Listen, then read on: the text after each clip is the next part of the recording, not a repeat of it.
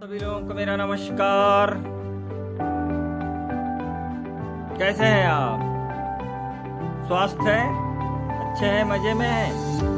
हाँ, बहुत अच्छे। तो आप सभी लोग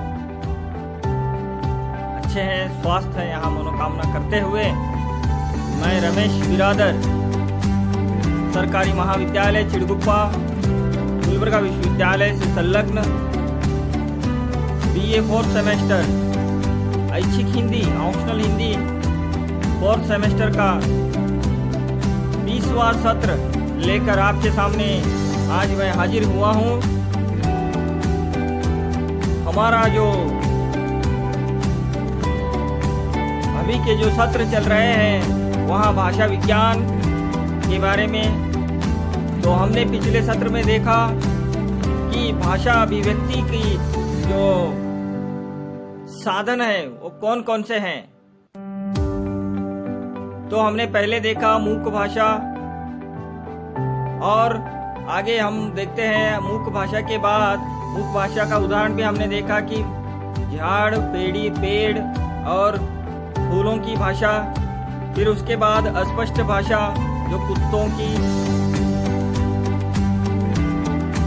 या चिड़ियों का गाना या स्पष्ट भाषा के रूप में देखा। स्पष्ट भाषा, तो इसके तहत हमने स्पर्श भाषा को रखा, फिर उसके बाद इंगित भाषा को रखा, फिर उसके बाद वाचिक भाषा को रखा, फिर उसके बाद लिखित भाषा को रखा, या यहाँ स्पष्ट भाषा के अंतर्गत हमने रखा।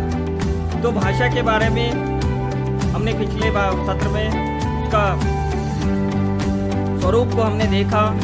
तो अभी इस सत्र में हम उसके भाषा किसे कहते हैं, उसका अर्थ एवं उसकी परिभाषा को देखेंगे। तो भाषा किसे कहते हैं, उसका अर्थ क्या है, तो उसकी परिभाषा क्या है, और संस्कृत शास्त्रियों ने क्या कहा, और पाश्चात्य विद्वानों ने क्या कहा, और हमारे आज के आधुनिक जो भाषाविद हैं वे क्या कहते हैं, उसको किस तरह से उसको व्याख्यानित करते हैं। तो आपको परीक्षा में भी यहाँ भाषा के अर्थ एवं परिभाषा को समझाते हुए कुछ विद्वानों के परिभाषाओं को उदाहरण सहित व्याख्या कीजिए। इस तरह का प्रश्न आपको लंबे डिस्क्रिप्टिव टाइप क्वेश्चन में आ सकता है। तो इसके लिए हम इस सत्र को हम लिए हैं। तो इस सत्र में जाने से पहले हम आप सभी लोगों से मैं निवेदन करता हूं कि आप लोग जो इसके PPT के अलावा आपको MCQ क्वेश्चंस भी मिले हुए हैं और आपको नोट्स भी मिला हुआ है, तो वहाँ नोट्स भी आप रेफर कीजिए और PPT MCQ क्वेश्चंस को भी आप पढ़िए और याद रखिए। आपको जीवन में बहुत इससे लाभ पहुंचता है। तो आपको इसी के साथ यहाँ निवेदन के साथ मैं अपना सत्र प्रारंभ करता हूँ। तो आज का हमारा विषय रहेगा भाषा, अर्थ एवं परिभाषा। 20वां सत्र, हमारा 20वां सत्र ये है। तो अध्यापन बिंदु में हम देखते हैं कि भाषा विज्ञान का भाषा का अर्थ और उसका भेद हम देखेंगे।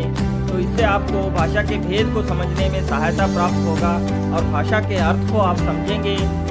और भाषा विज्ञान के परिप्रेक्ष्य में आपको यहाँ याद रखना है, भाषा का हमने कई बार उसका व्याख्या किया है। तो हम आज भाषा विज्ञान के परिप्रेक्ष्य में भाषा का अर्थ और परिभाषा को समझेंगे।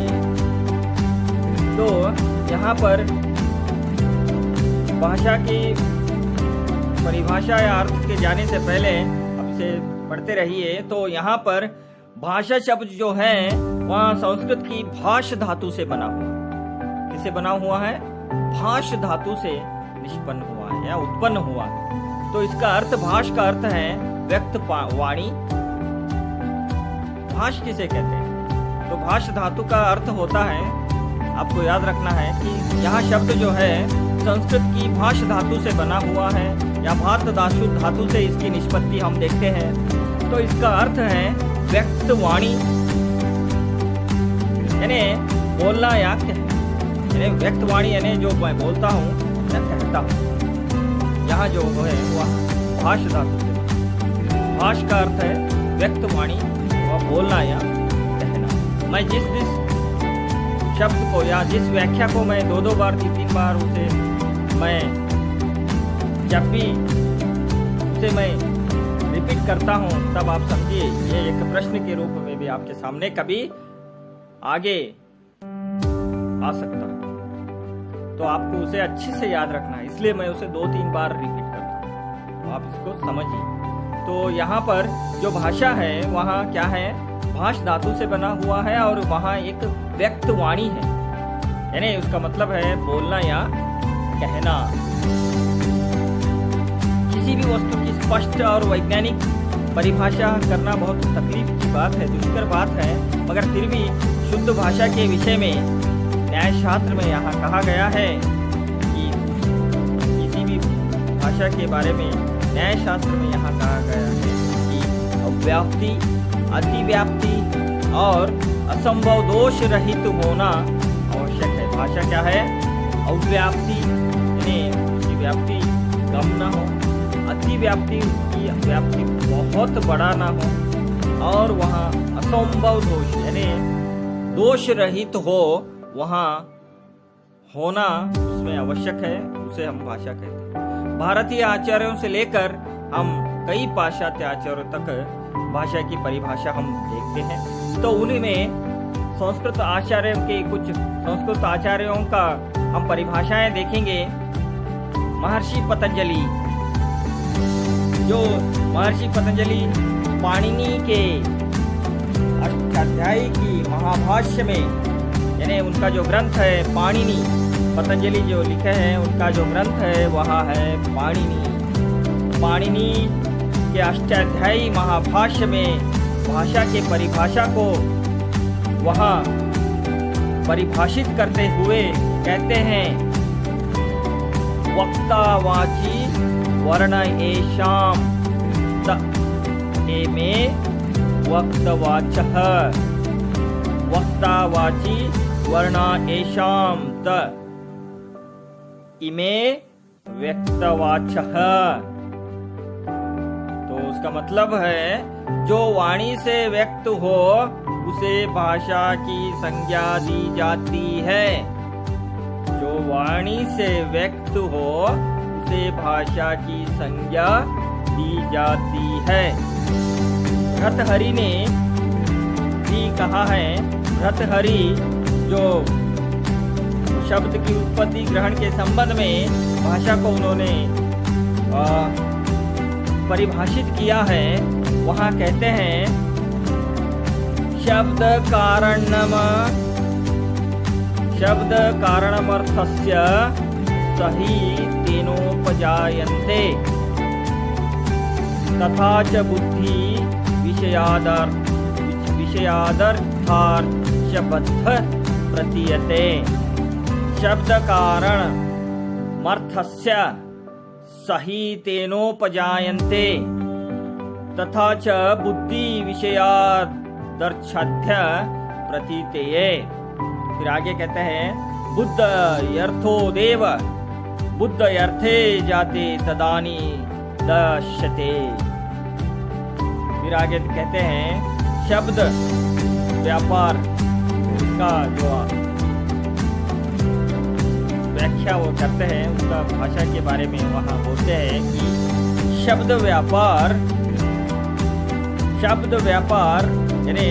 यानी भाषा, शब्द व्यापार दो बुद्धियों के बीच शब्द कर्मणस्तस्य सहिते तेनोपजयन्ते, दो बुद्धिजीवियों के बीच आदान प्रदान का एक माध्यम है।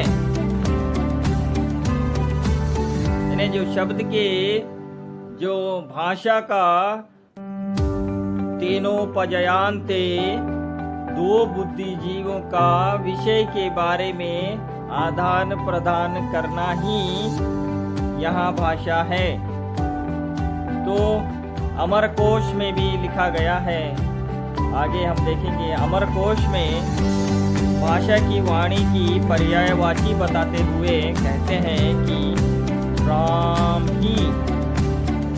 प्राही तु भारती भाषा गिर वाग वाणी सरस्वती। भाषा एक तरह से सरस्वती की वाणी है, या एक तरह से क्या है, हमारे भाषा जो है वहाँ एक सरस्वती का मतलब है यहाँ अर्जित करने वाली है। तो यहाँ बात हम संस्कृत आचार्यों की जगह देखते हैं तो थोड़े से आधुनिक भाषा विज्ञानियों के परिभाषाएं भी देखते हैं। तो आधुनिक भाषा परिभाषित कुछ उदाहरण यहाँ पर हम देखते हैं कि कामता प्रसाद गुरु जो हिंदी व्याकरण पुस्तक में उसके प्रस्तावना में ही वहाँ कहते हैं कि भाषा वह साधन है जिसके द्वारा मनुष्य अपने विचार दूसरों पर भली भांति प्रकट करता है और दूसरों के विचार स्पष्टता से समझ सकता है। यहाँ उन्होंने हिंदी व्याकरण अपने पुस्तक में लिखा है, यहाँ भी हमें गौर करने लायक बात है। तो यहाँ पर डॉक्टर श्याम सुंदर दास जी भी यही बात कहते हुए भाषा वह साधन है जिसके द्वारा विचार दूसरों पर भली भांति हम डालते हैं और उसका ये कर सकते हैं। फिर उसके बाद श्याम सुंदर दास जी का भी हम देख सकते हैं। श्याम सुंदर दास जी कहते हैं मनुष्य और मनुष्य के बीच वस्तुओं के विषयों के विषय में अपनी इच्छा और मति का आदान प्रदान करने के लिए व्यक्त ध्वनि संकेतों का जो व्यवहार होता है उसे भाषा कहते हैं। डॉक्टर श्याम सुंदर दास जी का यहाँ भाषा विज्ञान के पुष्ट 20 में हम इसको देख सकते हैं। तो फिर उसके अलावा हमारे धूमीचंद अपनी ही पुस्तक हिंदी व्याकरण में यहाँ कहते हैं कि हम अपने मन के भाव प्रकट करने के लिए, यानी हमारे जो मन के अंदर जो भावनाएं हैं तो बाहर डालने के लिए, आपको किसी से मोहब्बत हो गया है तो कैसे बोलेंगे आप? चिल्लाएंगे, चीखेंगे? नहीं। आपके जो ध्वनि है, ध्वनि संकेत है, आपकी जो भाषा है, किस तरह से आप सामने वाले के सामने प्रदर्शित करते हैं उस पर अवलंबित होगा कि आप उससे कितना चाहते हैं। वो किससे जाहिर हो सकता है? वो भाषा से ही संभव हो सकता है। भाषा नहीं है तो आप अपने मन की अभिव्यक्तियों को इतने अच्छे से आप अभिव्यक्त नहीं कर सकते जिससे सामने वालों को तो वहाँ कहते हैं देखो, अपने मन की भाव को प्रकट करने के लिए जिन संकेतों या सांकेतिक ध्वनियों का उच्चारण करते हैं उन्हें हम भाषा। इस तरह से आगे का हमारे भारत देश में ही कई हमारे आधुनिक भारत भाषा वैज्ञानिकों ने, उनमें से एक उदय नारायण तिवारी जो आते हैं, वह कहते हैं मनुष्य के प्रतीकात्मक कार्यों का प्राथमिक एवं बहुविस्तृत रूप है। यानी मनुष्य जो प्रतीकात्मक कार्य करता है उसका प्राथमिक रूप भाषा है। इसके प्रतीक ध्वनि अवयवों से उत्पन्न ध्वनि अथवा ध्वनि समूहों से बने हुए होते हैं। विभिन्न वर्ग तथा आकारों में इस प्रकार सजाए हुए रहते हैं कि उसका संयुक्त एवं डौल आकार बन जाता है, उसे हम भाषा कहते हैं। फिर भोलेनाथ तिवारी जो भाषा विज्ञान पुस्तक के रचयिता है, वहाँ तो कहते हैं भाषा उच्चारण अवयवों से उच्चरित। आपको इसे बहुत अच्छे से याद रखना है। भोलेनाथ तिवारी जी के अनुसार भाषा उच्चारण अवयवों से उच्चरित मूलतः प्राय यादृच्छिक आर्बिट्रेरी सभी लोग माना हुआ आर्बिट्रेरी ध्वनि प्रतीकों की व्यवस्था है। भाषा उच्चारण अवयवों से उच्चरित मूलतः यादृच्छिक ध्वनि प्रतीकों की व्यवस्था है जिसके द्वारा किसी भाषा समाज के लोग आपस में विचारों का आदान प्रदान करते हैं। उसे हम क्या कहते हैं? भाषा कहते हैं। तो इसके अलावा अभी कई जो हमारे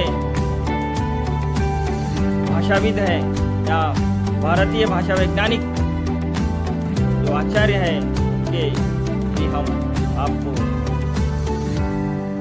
व्याख्याओं को हम आपके जो पीपीटी के नोट्स में है उसमें हम देंगे। तो आगे हम देखते हैं कि पाश्चात्य विद्वानों की क्या परिभाषाएं। पाश्चात्य विज्ञानियों का विभिन्न दृष्टियों से भाषा को परिभाषित इन्होंने किया है।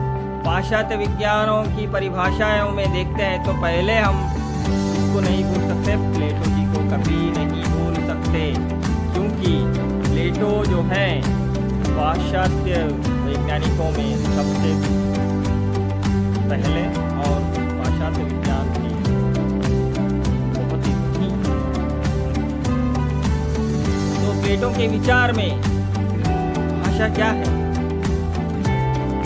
विचार तथा भाषा अपने भाव व्यक्त करते हैं। तो कहते हैं वो विचार आत्मा की मूक बातचीत है। यानी जो विचार हमारे दिल में आते हैं, जो विचार है हमारी विचार का जो हमारे जो विचार है आत्मा की मूक बातचीत है। जो हमारा विचार रखते हैं हमारी आत्मा के अंदर जो चलता है वही हम विचार रखते हैं। पर वही जब जो विचार हमारे दिल में चलते रहता है, दिमाग में हम कहीं पर भी बैठे, देखिए आप हमारे अंदर दो सिस्टम है, एक सामने दिखता है, एक अंदर चलते रहते हैं, दो बंदर है। तो वहाँ कहते हैं जो अंदर की जो बंदर है जो विचार करता है,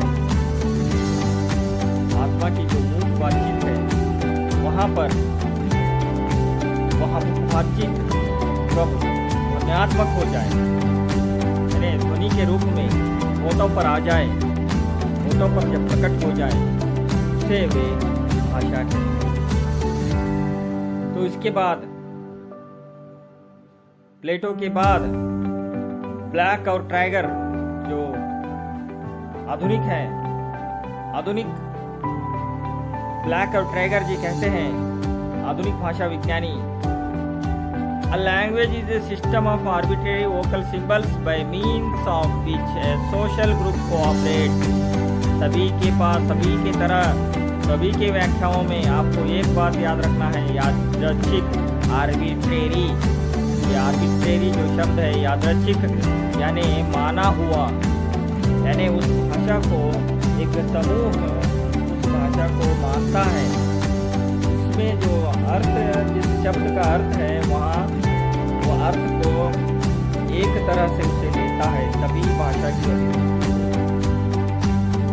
तो यहाँ पर वो कहते हैं कि भाषा व्यक्त ध्वनि चिन्हों की उस पद्धति को कहते हैं जिसके माध्यम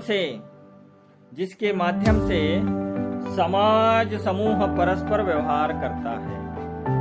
तो इसके अलावा मैक्स मुलर के अनुसार हम देखते हैं भाषा और कुछ नहीं है, केवल मानव की चतुर बुद्धि द्वारा आविष्कृत ऐसा उपाय है जिसकी मदद से हम अपने विचार सरलता और तत्परता से दूसरों पर प्रकट कर सकते हैं और चाहते हैं कि इसकी व्याख्या प्रकृति की उपज के रूप में नहीं बल्कि मनुष्यकृत पदार्थ के रूप में करना उचित। यानी यह प्राकृतिक नहीं आया है, मनुष्य ने ही इसे बनाया है। यहाँ पर बोलते हैं कि वो मानव की चतुर बुद्धि द्वारा आविष्कृत एक ऐसा उपाय है जिसकी मदद से विचारों को सरलता से तत्परता से दूसरों तक प्रकट करने की यहाँ साधन है। फिर इसके अलावा क्रोचे द्वारा लिखित या परिभाषित भाषा को हम देखेंगे। क्रोचे जो भाषा वैज्ञानिक है और मानव वैज्ञानिक है, मनोवैज्ञानिक यानी मानसिक वैज्ञानिक भी है और शिक्षणविद भी है। तो क्रोचे क्या कहते हैं, लैंग्वेज इज ए आर्टिकुलेट,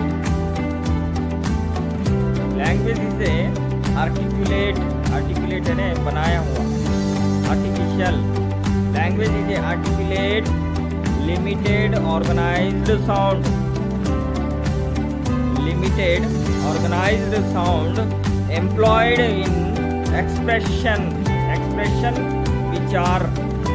अब यहाँ पर हम देखते हैं तो यहाँ पर बोलते हैं कि भाषा उस स्पष्ट, सीमित तथा संगठित ध्वनि को कहते हैं जो अभिव्यंजना के लिए नियुक्त की जाती है। बहुत अच्छे से। तो यहाँ पर फिर इसके बाद हेनरी स्वीट भी आते हैं।